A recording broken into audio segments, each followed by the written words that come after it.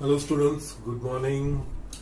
Yes, બધા regular ભણી રહ્યા છો કે નહીં? બધા મજામાં છો કે નહીં?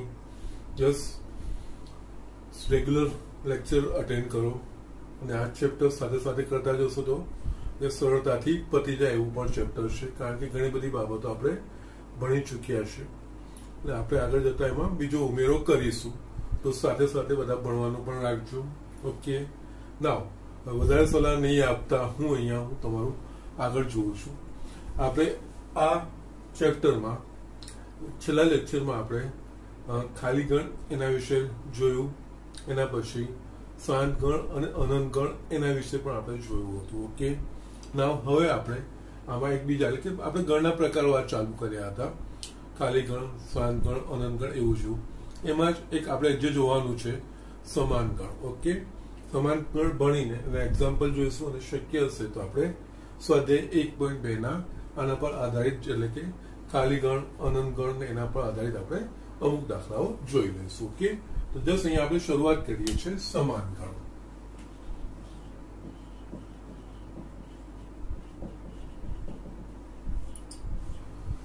સમાન ગણ અહીંયા શબ્દ માં જ એનો અર્થ સમજાયેલો છે. સમાન એટલે બે ગણો સરખા હોય. ક્યારે કહેવાય તો એના માટે એની જસ્ટ એક ફોર્મલ ડેફિનેશન છે.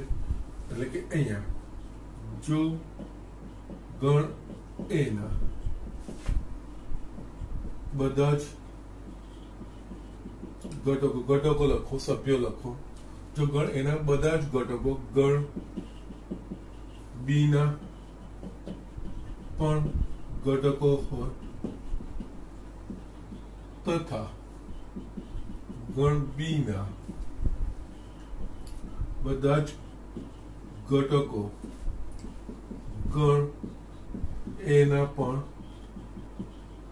ઘટકો હોય તો ગણ એ અને બી એ સમાન ગણો કહેવાય. આમાં યથાર્થ રીતે બંને ગણોમાં ઘટકો સમાન હોય તો તે બે ગણો સમાન ગણ કહેવાય. ઓકે, જસ્ટ આગળ લખીએ. જો એ અને બી એ સમાન ગણો હોય તો તેને સંકેતમાં A is equals to B દ્વારા દર્શાવાય. અન્યથા એટલે કે આ વસ્તુ ના હોય, ગણ એ અને બી અસમાન ગણો કહેવાય તથા તેને સંકેતમાં A is not equals to B દ્વારા દર્શાવાય. ઓકે, સો જસ્ટ આ બહુ સ્ટ્રેટ ફોરવર્ડ સિમ્પલ જે તો એનું નામ લખેલું છે એ પ્રમાણેની ડેફિનેશન છે. બે ગણોમાં એક સમાન ઘટકો હોય એટલે કે એક્ઝેક્ટલી સમાન. અહીંયા ઘટકોની સંખ્યા નહીં પણ ઘટકો સમાન હોવા જોઈએ, બંનેમાં સમાન હોય તો એવા બે ગણને સમાન ગણો કહેવાશે. નહીં તો ગણો અસમાન છે એવું કહેવાશે જો નહીં હોય તો. ઓકે, આના માટે આપણે જસ્ટ એક્ઝામ્પલ જોઈએ તો કે સમાન ગણ આપણે ક્યારે ક્યારે લખી શકીએ. જસ્ટ બે એક્ઝામ્પલ જોઈએ. દાખલા તરીકે એક આમાં ગણ A is equals to 1 2 3 4 અને B is equals to 4 2 3 1. Yes, આ રીતનું છે. તો યસ, અહીંયા આ બંને ગણો સમાન ગણો કહેવાય કે ના કહેવાય? યસ, આપણે આગળ જોયું હતું કે યાદીની રીતમાં ક્રમનું મહત્વ નથી, એટલે કે જરૂરી નથી કે ક્રમ બંનેમાં સચવાવો જોઈએ. ઘટકો સૌ હોય તો અહીંયા 1 છે તો અહીંયા 1 2 2 3 3 યસ ભલે ગમે તે ક્રમ છે આ કિસ્સામાં આપણે કહી શકીએ કે A બરાબર B ઓકે એ જ રીતે આપણે સેકન્ડ જોઈએ ધારો કે અહીંયા જસ્ટ આપણે એક થોડું ગુણધર્મની રીતે એક્ઝામ્પલ જોઈએ ચાલો કે A બરાબર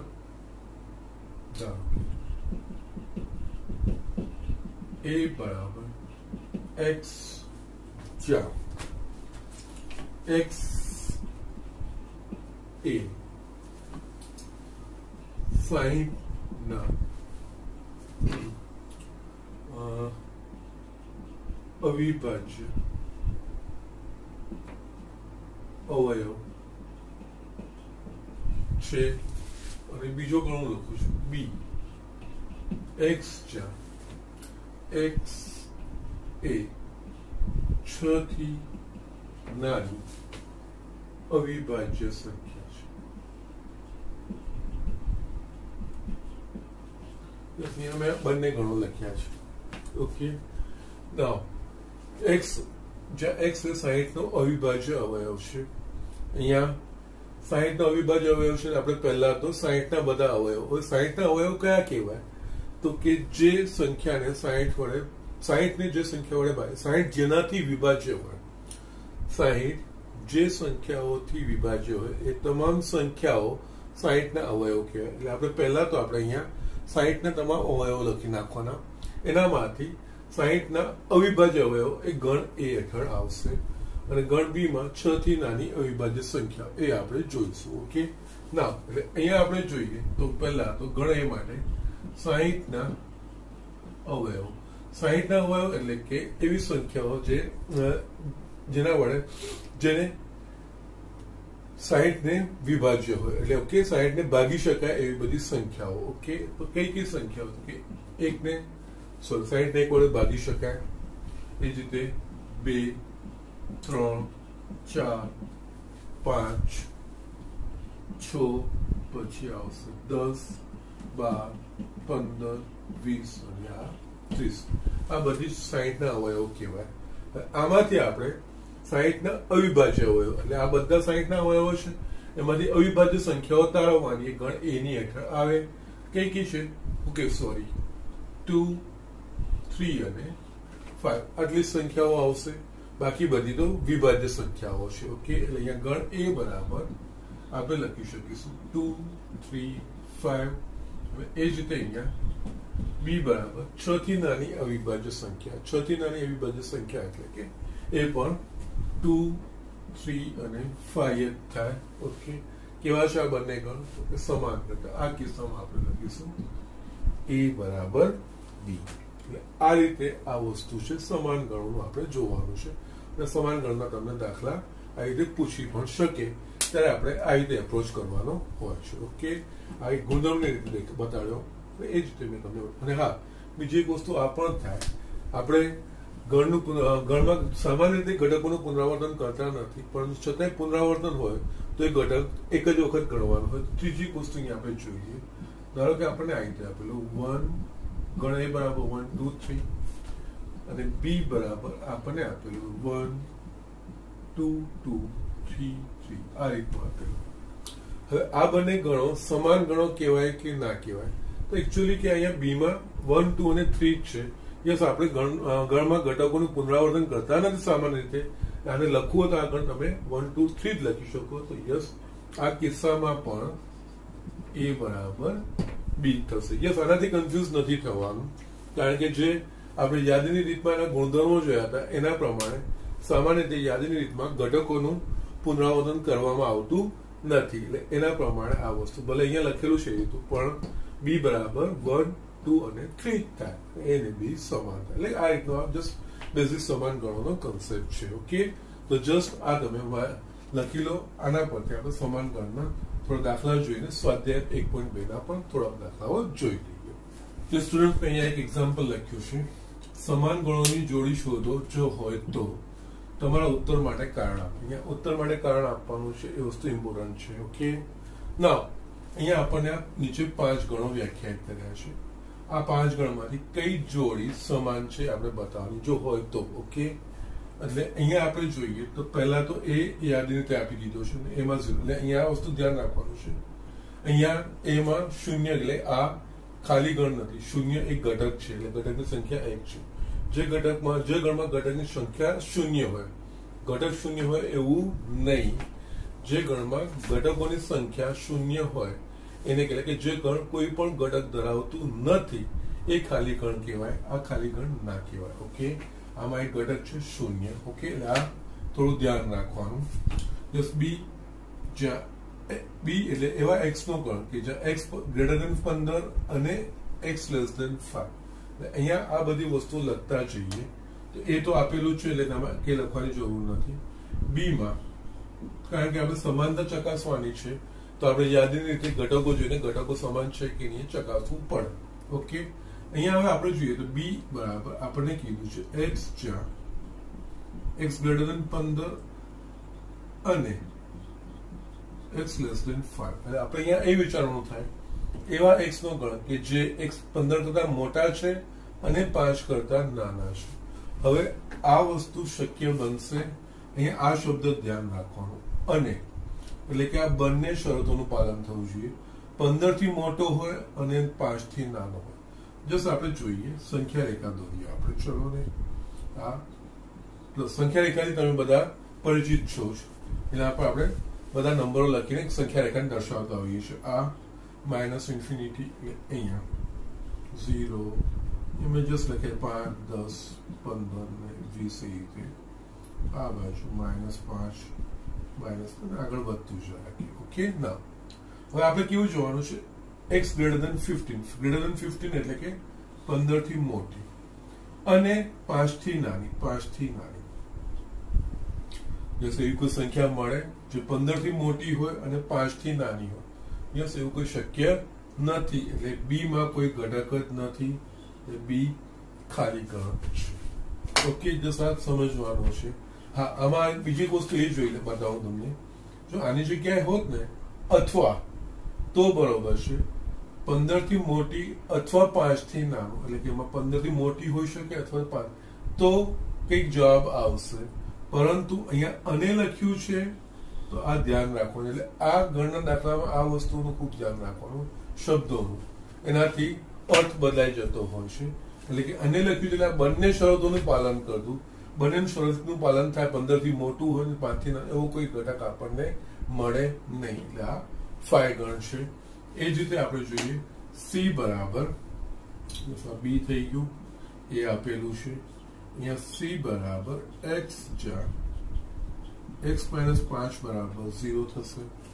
હવે આનો અર્થ શું છે? એવા x કે જે આ સમીકરણનું સમાધાન કરે છે. આ સમીકરણનું સમાધાન કરે એનો મતલબ આ સમીકરણનો ઉકેલ. આ સમીકરણનો ઉકેલ એનો અર્થ કે આમાં x નું મૂલ્ય શું મળે. એટલે અહીંયા x - 5 બરાબર 0. આનો ઉકેલ શોધવો હોય તો આપણે 5 ને જમણી બાજુ લઈએ x બરાબર 5. એટલે જે આ સમીકરણનો ઉકેલ છે x બરાબર 5. એટલે અહીંયા આપણે લખી શકીશું c બરાબર ગણમાં 5. એટલે c બી થઈ ગયું. નાવ હવે આપણે d પર આવીએ. d બરાબર ગણમાં x જ્યાં x² બરાબર 25. ઓકે, નાવ અહીંયા એવા x નો ગણ કે જે x² બરાબર 25 આ સમીકરણનું સમાધાન કરે. એટલે કે આમાં આ સમીકરણનો ઉકેલ. આ સમીકરણનો ઉકેલ એટલે કે આપણે x ના મૂલ્યો શું, કારણ કે આ ગણ x માટે છે x² માટે નહીં. એટલે x² માંથી આપણે x શોધવાનો થાય. એટલે અહીંયા x² બરાબર 25 છે. જસ x નું મૂલ્ય શોધવું તો આપણે શું કરવું પડે? બંને બાજુ આપણે વર્ગમૂળ લેવા પડે. વર્ગમૂળ લઈએ તો અહીંયા x બરાબર જમણી બાજુ લખાશે +or -5. કારણ કે 5 નું વર્ગમૂળ પણ 25 અને -5 નું વર્ગમૂળ પણ 25. એટલે x બરાબર બંને મૂલ્યો શક્ય બને.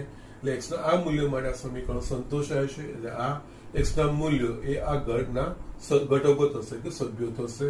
ત્યાં d બરાબર -5 અને 5 એવું લખાશે. ઓકે, ના e પર આવીએ. આ d પર થઈ ગયું e. એ સમાન ગણ માટે આપણે જસ્ટ ઘટકો ચકાસવા પડશે. સીધે સીધું તમે યાદીની રીતે ઘટ આપી તો સીધે સીધું આપણે ચેક થઈ જાય. પણ જો ગુણધર્મની રીતે આપેલા હશે તો એમાં ગુણધર્મનું પાલન કરતા કયા કયા ઘટકો હશે આપણે ચકાસવા પડશે. ઓકે, અહીંયા e બરાબર एक्स ज्યાં एक्स ए समीकरण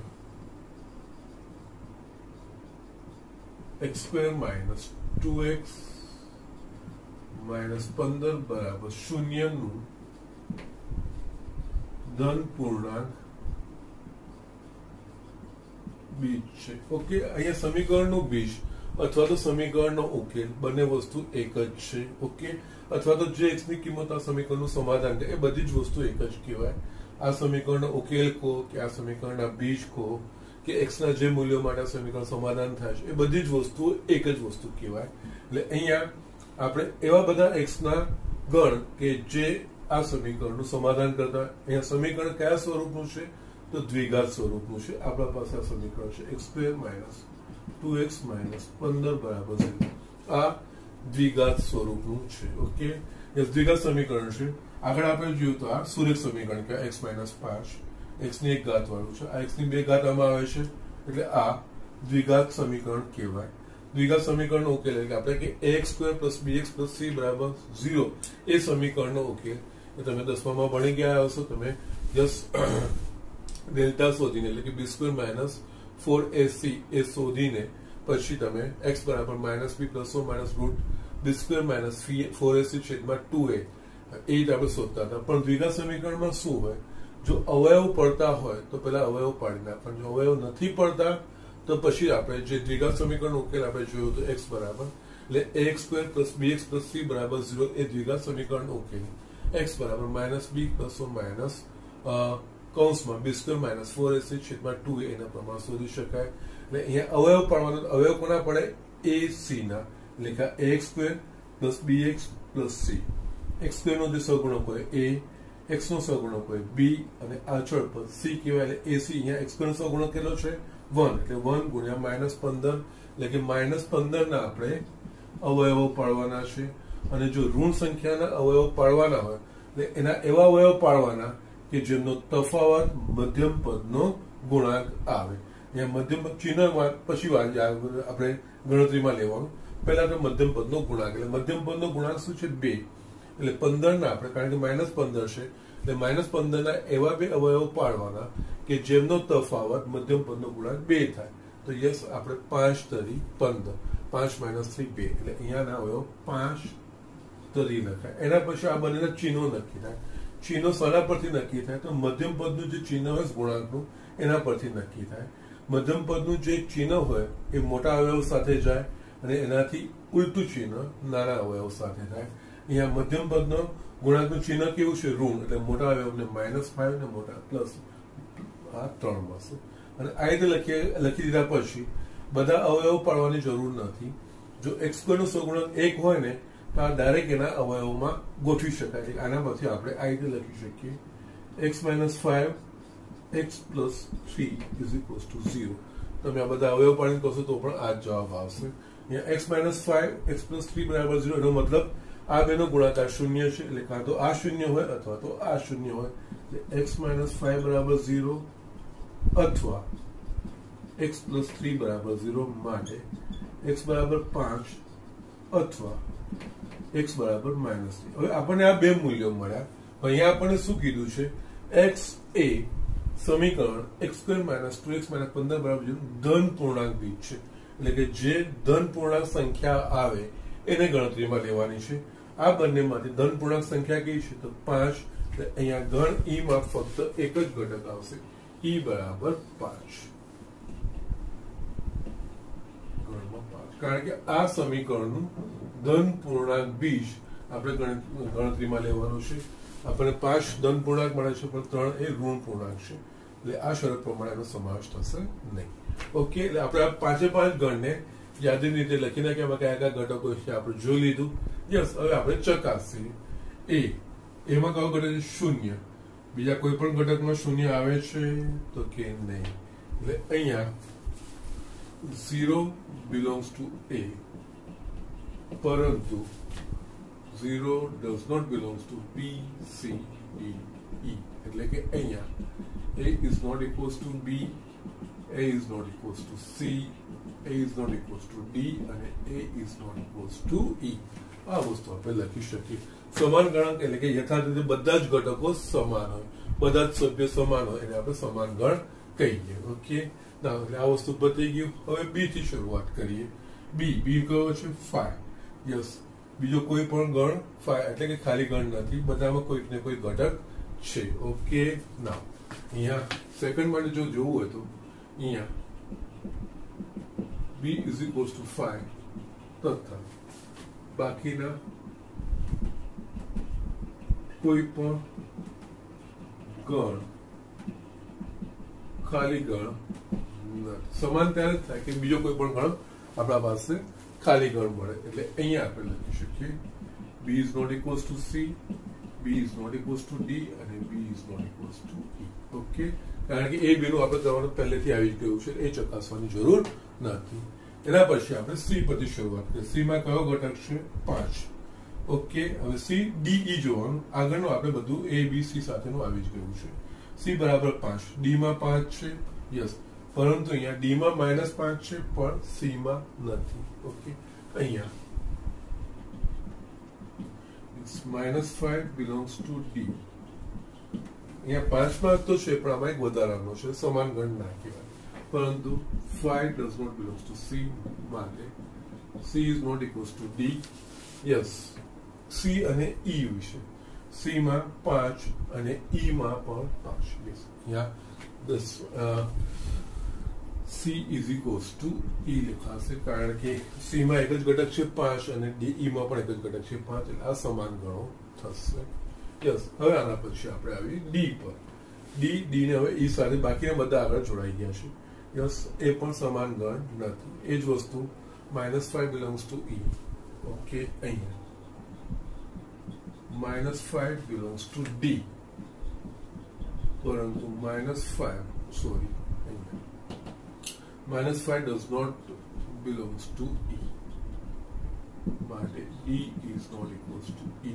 અહીંયા આપણે ગણોની જોડ સમાન હતી, એક જ આપણે ગણોની જોડ C અને E સમાન ગણો છે, બાકીના બધા જ અસમાન ગણો છે, એવું આપણે કહી શકીએ. સો આ રીતે આપણે એક્ઝામ્પલ કરવાનો હોય. સમાન ગણ પણ બતાવવાના હોય તો આપણે એમના ઘટકો ગણોમાં કયા કયા છે એ ખબર હોવી જોઈએ. યાદીની રીતે બનાવવાના પછી જ આપણે સમાન ગણો નક્કી કરી શકીશું. કે આ એક થોડો અલગ ટાઈપનો સમાન ગણનો એક્ઝામ્પલ જોઈ લઈએ આપણે. ત્યાં મેં બીજો એક્ઝામ્પલ લખ્યો છે. નીચેનામાંથી કઈ જોડીના ગણ સમાન છે? તમારા જવાબની યથાર્થતા ચકાસો. અહીંયા બે ક્વેશ્ચન છે. એલોયના મૂળાક્ષરનો ગણ x અને લોયલના મૂળાક્ષરનો ગણ b, એટલે કે એલોય શબ્દમાં જે અંગ્રેજી મૂળાક્ષર આવે છે એ અંગ્રેજી મૂળાક્ષરનો ગણ એ ગણ x, અને લોયલ શબ્દોમાં જે અંગ્રેજીના મૂળાક્ષરો આવે છે એ મૂળાક્ષરનો ગણ એ ગણ b. ઓકે, એટલે અહીંયા આપણે x બરાબર શું લખી શકીએ? જે મૂળાક્ષરો અંગ્રેજી આવતા હોય એ આવે છે. Yes, L. યસ, એલ પાછું બીજી વાર આપણે ઘટકોનું પુનરાવર્તન કરતા નથી. અહીંયા ઓ અને વાય. એ જ રીતે ગણ બી માટે જોઈએ તો એલ, ઓ, વાય અને એ. એલ પાછળ એક વખત લખાઈ ગયા, પાછળ લખવાની જરૂર નથી. હવે આપણે જોવાનું ગણો સમાન છે કે નહીં. આમાં ક્રમ મહત્વ નથી રાખતું. જે યથાર્થ રીતે સમાન ગણો હોય એટલે કે સમાન ઘટકો હોય એ જોવાનું હોય. અહીંયા એ છે, એલ છે, એલ છે, ઓ છે, ઓ છે, બંનેમાં 4 4 છે ને બધા સરખા છે, માટે અહીંયા યસ, અહીંયા x ના પ્રત્યેક ઘટક b નો પણ ઘટક છે તથા b નો પ્રત્યેક ઘટક x નો પણ ઘટક છે. યસ, માટે x is equals to b સમાન ગણો કહેવાય. આ રીતે આપણે કહી શકીએ. ઓકે, ના અહીંયા આપણે નેક્સ્ટ એક્ઝામ્પલ જોઈએ. અહીંયા બે ગણો વ્યાખ્યાયિત કર્યા છે, a અને b. આપણે ચકાસવાના છે આ બે સમાન ગણો છે કે નહીં, એ વસ્તુ આપણે ચકાસવાની છે.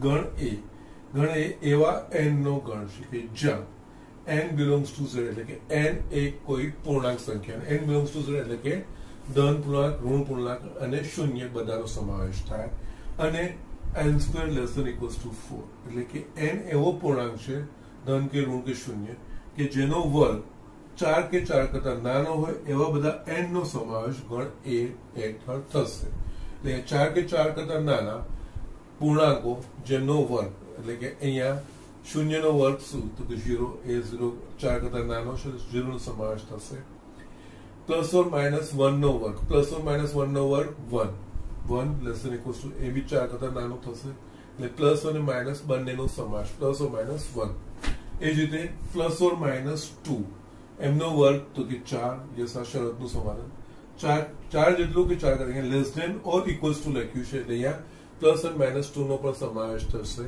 યસ 3 નો વર્ગ 9 છે જે આ શરતનું પાલન કરશે નહીં એટલે પ્લસ ઓર માઇનસ 3 નો આમાં સમાવેશ આપણે કરી શકીશું નહીં એટલે અહીંયા આવશે તો શું લખાશે એ ગણના ઘટકો બીજું કઈ જ નહીં -2 -1 0 1 ને 2 ઓકે હા આની જગ્યાએ જો n belongs to capital N લખ્યું હોત ને તો આપણે પૂર્ણાંક માટે જ વિચારવાનું આવે ધન પૂર્ણાંક માટે તો ત્યાં ફક્ત 1 અને 2 જ થતું એના સિવાય બીજું કઈ જ નહીં પણ અહીંયા n બિલોંગ્સ ટુ z આપ્યું છે એટલે z માં ધન પૂર્ણાંકો બી આવી શકે ઋણ પૂર્ણાંક એટલે n એક કિંમત ધન પૂર્ણાંકની બી કિંમત લઈ શકે છે અને ઋણ પૂર્ણાંકની કિંમત પણ લઈ શકે છે આ શરતનું સમાધાન કરતા ધન કે ઋણ પૂર્ણાંકો એવો અર્થ થાય પણ આની જગ્યાએ જો n belongs to capital N આપ્યું હોત તો ફક્ત એવા ધન પૂર્ણાંકો કે જે આ શરતનું સમાધાન કરે છે ત્યારે આ શરત હોય તો 1 અને 2 એવું જ થતું z છે એટલે -1 -2 નો પણ સમાવેશ કરીશું ઓકે નાઉ અહીંયા b એટલે b એ એવા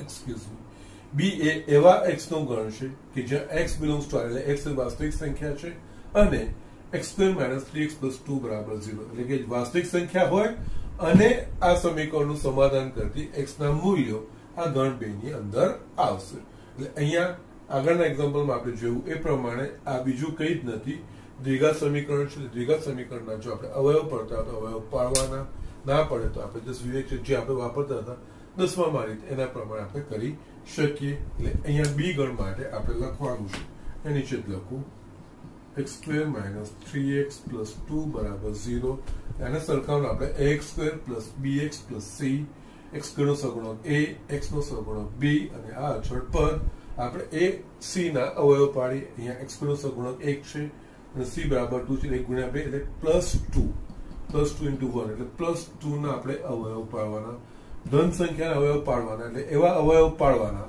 કે જેમનો સરવાળો મધ્યમ પદનો સહગુણક આવે અહીંયા મધ્યમ પદનો સહગુણક શું છે 3 ત્યારે ચિહ્ન ધ્યાન નહીં આપવાનું એટલે અહીંયા +2 છે એટલે એના એવા અવયવ કે જેમનો સરવાળો મધ્યમ પદનો સહઅવયવ મધ્યમ પદનો સહઅવયવ છે 3 તો બે ના એવા કયા અવયવ પડે કે જેમનો સરવાળો 3 થાય તો કે 2 એકા 2 એટલે આપણે લખી શકીએ 2 * એના પછી આ બંનેને ચિહ્ન તો જે પ્લસ હોય તો બંને સરખા ચિહ્ન આવે અને આ ચિહ્ન મધ્યમ પદનું જે સહગુણકનું ચિહ્ન હોય એ ચિહ્ન આમની બંનેની સાથે જોડાય મધ્યમ પદના સહગુણકનું ચિહ્ન છે માઇનસ એટલે અહીંયા માઇનસ અને x² નો સહગુણક 1 હોય ત્યારે આ આપણે જે અવયવો છે ડાયરેક્ટ લખી શકીએ x - 2 * x - 1 = 0 જે સાદું સ્વરૂપ આપશું તો આ જ આવશે હવે અહીંયા આ બે પદનો ગુણાકાર શૂન્ય છે એટલે કાં તો આ પદ શૂન્ય હોય અથવા તો આ પદ શૂન્ય હોય અહીંયા x - 2 = 0 અથવા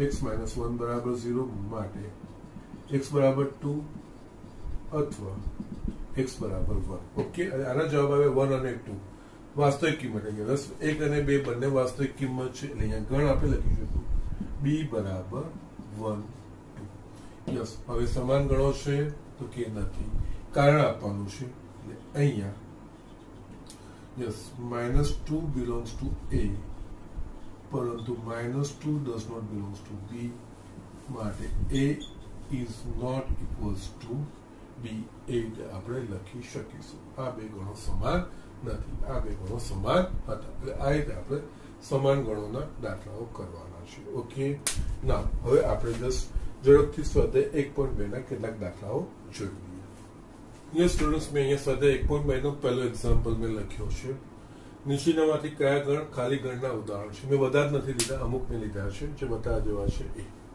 ને ખાલી ગણ છે કે નહીં એ આપણે દર્શાવવાનું છે. યુગ્મ અવિભાજ્ય પહેલું જે છે યુગ્મ અવિભાજ્ય પ્રાકૃતિક સંખ્યાઓનો ગણ.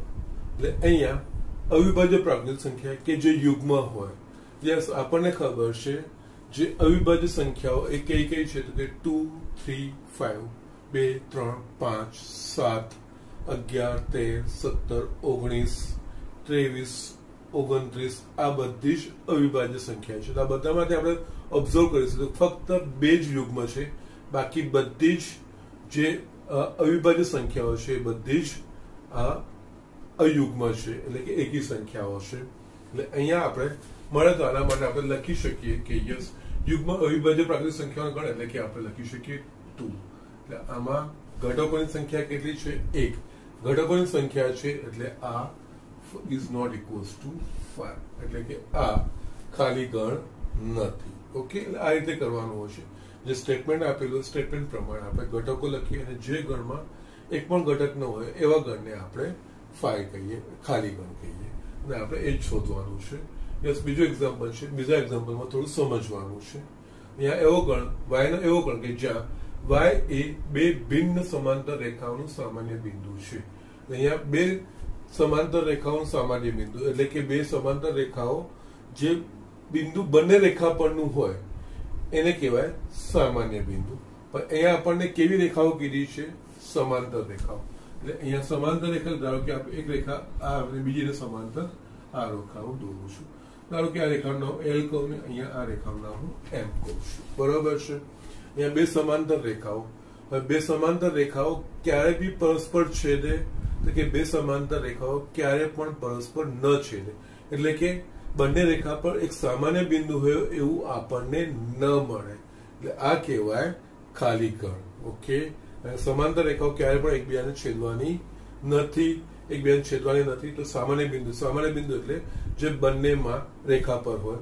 એવું કોઈ પણ બિંદુ એવું નથી કે જે બંને રેખા પર હોય, કારણ કે બંને ક્યારે પણ એકબીજાને મળવાની નથી. ઓકે, ના એટલે અહીંયા આપણે લખી શકીએ 2 સમાંતર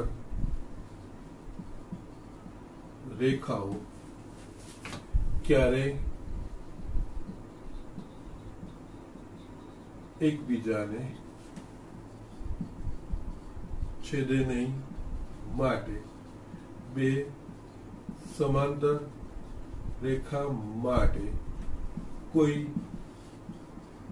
સામાન્ય બિંદુ ન મળે માટે આ ગણ ખાલી ગણ છે. આ ખાલી ગણનું ઉદાહરણ છે. ઓકે, જસ્ટ આમાંથી 2 લીધા. એકચ્યુઅલી તમારી ચોપડીમાં 4 આપ્યા છે, એમાંથી મેં 2 લીધા છે. 2 તમારે કરવાના છે. ઓકે, જસ્ટ ઝડપથી આ લખી લો. અહીંયા આપણે 1.2 ના બીજા પણ થોડા દાખલાઓ જોઈ લઈએ. એટલે જે આપણે બધું ભણ્યા છીએ ને ખાલી ગણ, શાંત, અનંત ગણ અને સમાન ગણ, એના પર જ આધારિત દાખલાઓ છે. યસ સ્ટુડન્ટ્સ, મેં અહીંયા એક જસ્ટ શાંત અને અનંત ગણ માટેનો એક્ઝામ્પલ લખ્યા છે. જસ્ટ સરળ છે, કંઈક બહુ કે એમાં વધારે એક્સપ્લેનેશન જેવું છે નહીં. જસ્ટ કયા ગણ શાંત છે અને કયા ગણ અનંત છે. તો અહીંયા પહેલો ગણ 1, 2, 3 કોમા પછી ડેશ ડેશ ડેશ, એનો અર્થ કે આમાં સંખ્યાઓ આગળ આવેલી છે એટલે આગળ બીજી સંખ્યાઓ આવશે જ. યસ 3 પછી આગળ 4, 5, 6 અને આગળ કન્ટિન્યુ થશે.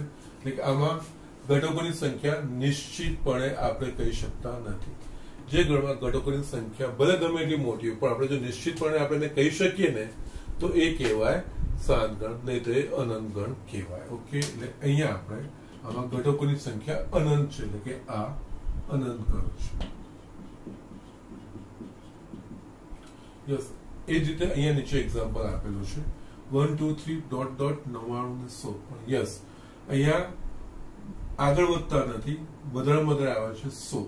એટલે અહીંયા બહુ બધા ઘટકો આપણે લખી ના શકીએ, ત્યારે વચ્ચે અમુક ટપકા મૂકીને યસ અમુક સમાન ગુણધર્મો બતાવતા કેટલાક ઘટકો લખીને પછી આપણે ટપકા મૂકીને બાકીના છેલ્લા અંતના કેટલાક ઘટકો લખતા હોઈએ છીએ. એટલે અહીંયા ઘટકોની સંખ્યા નિશ્ચિત છે. કેટલા ઘટકો હશે? 100 ઘટકો હશે. 1 થી 100 સુધીના આંકડાઓ, 100 થી આગળ નથી. અહીંયા જસ્ટ આ બેનો આ જ ફરક સમજવાનો. આ અનંત ગણ કહેવાય, કારણ કે આના પછી એન્ડમાં કેટલું અહીંયા છેલ્લે લખી દીધું છે અહીંયા વચ્ચેની સંખ્યાઓ માટે અહીંયા ટપકા મૂક્યા છે. અહીંયા 1 2 3 થી 100 એટલે કે 1 થી 100 સુધીના ધન પૂર્ણાંકો છે. એટલે આ ગણમાં ઘટકોની સંખ્યા 100 છે, આપણે નિશ્ચિતપણે કહી શકીએ છીએ. એટલે આ કહેવાશે શાંત ગણ. અનંત આ સાત.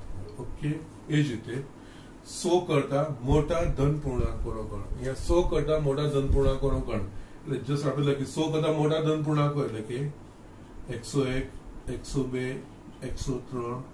યસ, આગળ વધતા જ જશે. 1000 તો 1000 પછી 1 આવશે. 10,000 તો 10,000 1 પણ આગળ જશે. કારણ કે આપણે કીધું છે 100 કરતા મોટા ધન એટલે કોઈ પણ મોટા ધન એટલે અહીંયા અનંત સુધીના આંકડાઓ આવી શકે છે. અહીંયા આ ગણમાં કેટલા ઘટકો હશે એ નિશ્ચિતપણે આપણે કહી શકતા નથી. એટલે આ પણ થશે અનંત ગણ. Okay, so these are things આ રીતે આપણે શાંત ગણ અને અનંત ગણ વિશે કહી શકીએ.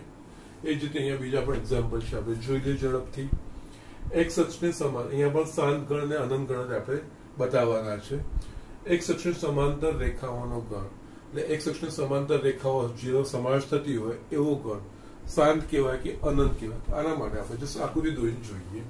જસ્ટ આપણા પાસે આ એક્સ અક્ષ કહેવાય, આ ઉગમ બિંદુ, આ એક્સ અક્ષ કહેવાય.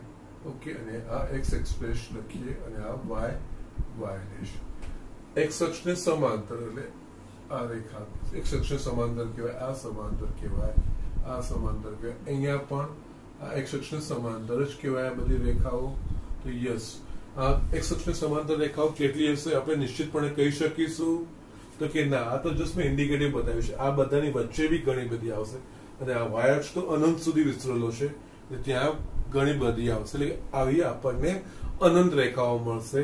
નિશ્ચિતપણે આપણે કહી નહીં શકીશું કે આટલી રેખાઓ એક્સ અક્ષને સમાંતર છે, કારણ કે એક્સ અક્ષને સમાંતર બધી જ રેખાઓ આપણે જોવાની છે. માટે આ થયું અનંત ગણનું ઉદાહરણ. ઓકે, સો આ રીતનું છે. નેક્સ્ટ, 5 ની ગુણિત સંખ્યાઓનો ગણ એટલે 5 ની ગુણિત સંખ્યા એટલે 5 ના ગણ્યામાં જે સંખ્યાઓ આવતી હોય 5 ગુણ્યા 1 5 ગુણ્યા 2 એ આપણે જે કરતા છીએ. 5 ની ગુણિત સંખ્યાઓ કઈ કઈ લખાશે? તો કે 5 10 15 20 25. યસ, આનો અંત આવશે તો કે ના, આપણે 100 લખીએ તો 100 પછી 105 આવે, 200 લખીએ 205 આવે, 250 લખીએ તો એના પછી 255 એ પણ 5 ની ગુણિત. એટલે આગળ જેટલી બી લખશો એનો કઈ ગુણિત આવતો જશે, એનો કોઈ અંત આવશે નહીં. એટલે આમાં ઘટકોની સંખ્યા નિશ્ચિતપણે આપણે કહી શકીશું નહીં. એટલે આ પણ થશે અનંત ગણ. ઓકે, નાઉ નેક્સ્ટ, પૃથ્વી પર વસતા પ્રાણીઓનો ગણ. યસ, આપણે એમ જોવા જઈએ કે પ્રાણીઓ કેવી રીતે, પણ આમ ગણતરી કરવા જઈએ તો એ શક્ય છે.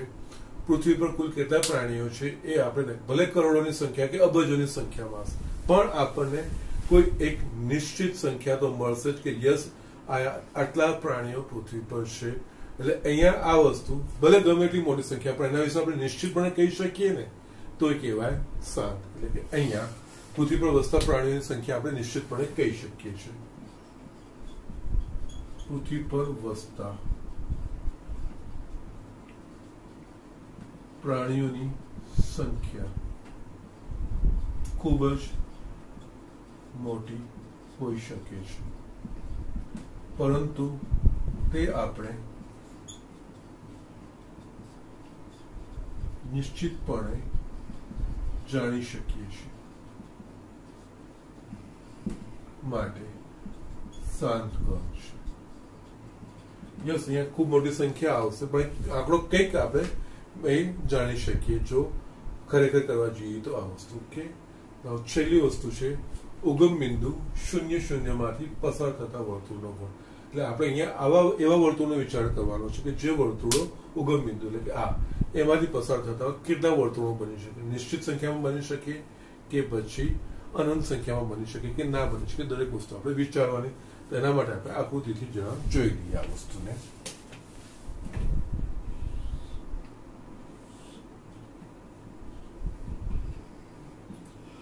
આ ઉગમ બિંદુ કહેવાય, આ ઉગમ બિંદુ કહેવાય, આ એક્સ એક્સ વાય વાય. ઉગમ બિંદુ માંથી પસાર થતું વર્તુળ એટલે આપણે જસ્ટ એકાદ દોરીએ કે આ ઉગમ બિંદુ માંથી આ પસાર થતું વર્તુળ. જસ્ટ એ રીતે અહીંયા પણ દોરી શકીએ. અહીંયા પણ દોરી શકીએ. આ બધા ઉગમ બિંદુમાંથી પસાર થતું કીધું છે. યસ. આના સિવાય બીજા તો કે યસ થશે, આનાથી મોટું બનાવો, યસ આનાથી મોટું બનાવો, યસ એ જ રીતે અહીંયા પણ બની શકે છે. આ રીતે યસ આ રીતે તમે દોરતા જશો તો યસ આપણને ઘણા બધા મળતો જશે, વર્તુળનો વ્યાસ વધતો જશે, પણ ઉગમ બિંદુમાંથી પસાર થશે એ બાજુ ખસતો જશે, પણ એ ઉગમ બિંદુમાંથી પસાર થશે. આનો અર્થ ઉગમ બિંદુમાંથી 0,0 માંથી પસાર થતા વર્તુળોની સંખ્યા આપણે નિશ્ચિતપણે કહી શકીશું તો કે નહીં. ઘણા બધા વર્તુળો, કારણ કે આ જસ્ટ રેખાઓ દોરી, આ તો અનંત સુધી વિસ્તરેલું છે, ગમે તેટલા મોટા મોટા વર્તુળો એમાંથી પસાર થઈ શકે છે. એટલે આ પણ અનંત ગણનું ઉદાહરણ છે. આ આપણે આને આપણે અનંત ગણ કહી શકીએ. સો આ રીતના દાખલા છે. હા, આમાં બીજી એક વસ્તુ તમને કીધું, આમાં જો તમને કદાચ કહી દીધું હોત ને 0,0 માંથી પસાર થતું અને કેન્દ્ર એક ચોક્કસ બિંદુ છે, એવું કેન્દ્ર આપણને જો આપી દીધું હોત, એક ચોક્કસ ફિક્સ કરી દીધું, તો હા આપણે પછી નિશ્ચિત સંખ્યામાં વર્તુળો દો, કારણ કે એમાં પછી કેન્દ્ર, આમાં તો શું છે, જેમ જેમ વર્તુળ બદલાતા જાય છે ને એમ એનું કેન્દ્ર બદલાતું જાય છે, એટલે અલગ અલગ કેન્દ્ર વાળા બનતા જાય છે.